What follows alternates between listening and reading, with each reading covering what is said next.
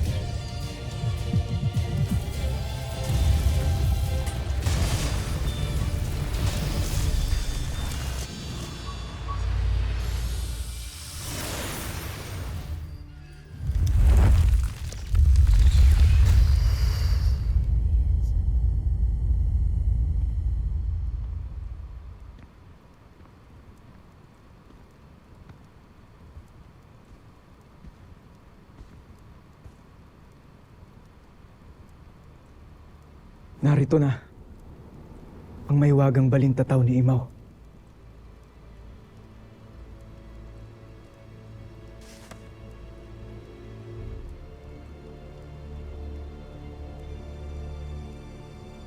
Ngayon, hindi na mababalikan ni Armea ang nakaraan. Hindi na rin niya matutuklasan ang iyong tunay na pagkakakilanlan.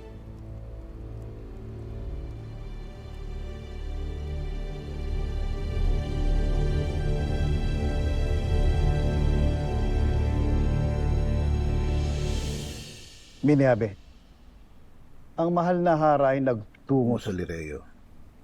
Kaya, bakit nandito ka pa't nagbabantay? Dahil ang tunay na tapat na lingkod ng Hara ay hindi umaalis sa luklukan ng kanyang kapangyarihan. Lalo't natitiyak kung ito ang nais agawin sa Hara.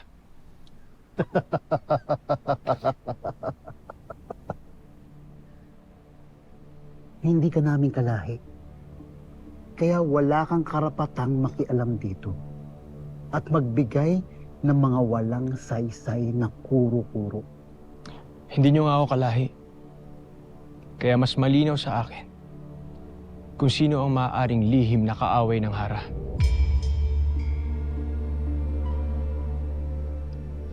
Hindi sila umaalis kapag umaalis dito ang Hara.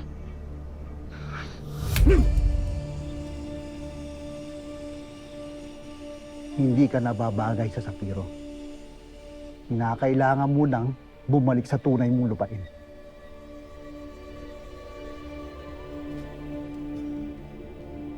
Mawalang galang na, Ginoo. Ngunit tanging ang Hara lamang ang makakapagpaalis sa akin dito.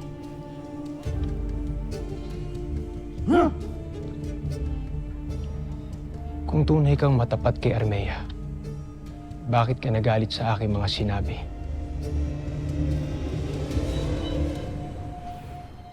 Sabay-sabay tayong tutungo kung nasaan man si Gargan.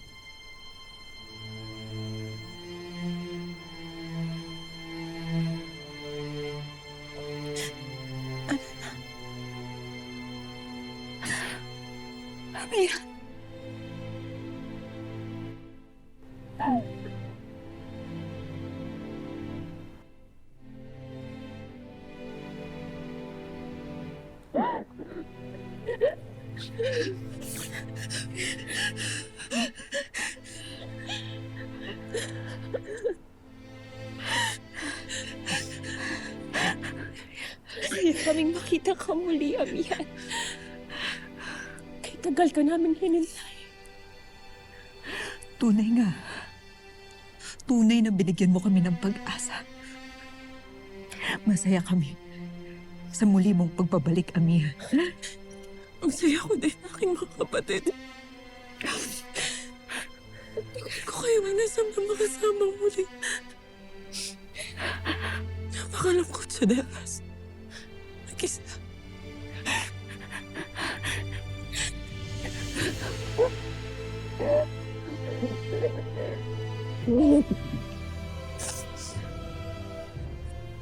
Ngunit binasbasan ni Batalumang Kasyupe ang aking pagbaba. Kaya nahahawakan niyo ako at nahihiyakap. Sapagkat nakita niya, kailangan muli nating mapagkaisa para matalo natin ang pinakamalakas nating kalaban, si Gargan.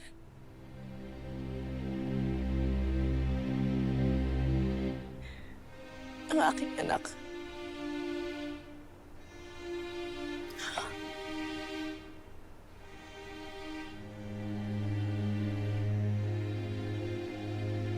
Maayos ba ang lagay mo?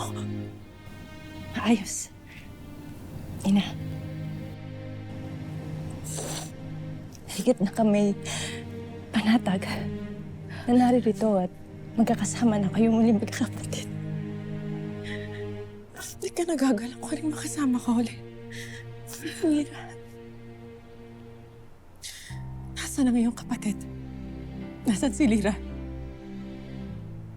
Inay.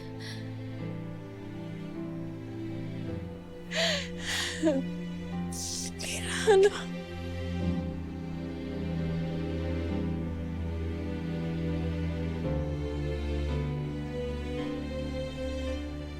Pati naman kayo nagsabi sa akin. May pakamba ka pala sa Encantadia. Isang karangalan na muling masilayang ka. Harad Durye ng Lereo. Isang karangalan din ang muli kitang makita, aking kaibigan.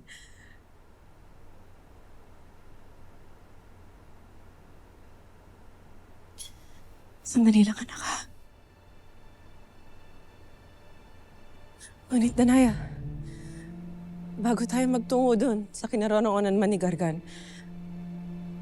maaari bang masilayan ko muna ang mukha ng aking hadiya? Kahit sa huling sandali na lang lamang. Nasaan si Tera?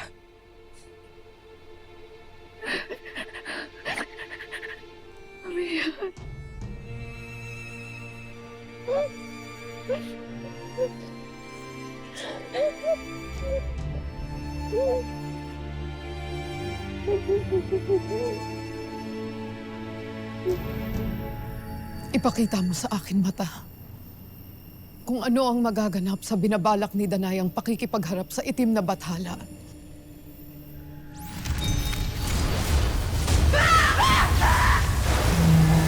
Sige!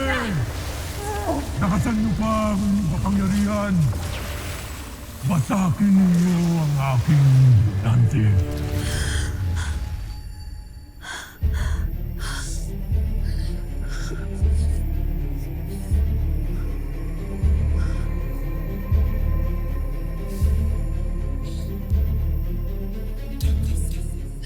Sabihin mo sa akin mata, sino ang magtatagumpay sa labanang ito? Hawak ko na ang lahat Dante, panahon na upang gawin ko ang aking nais.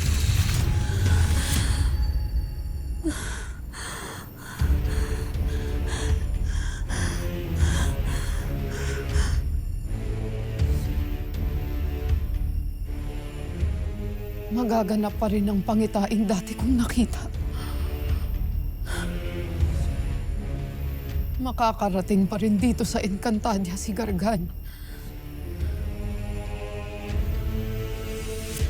Nangangahulugan ba ito na mabibigo rin si Danaya?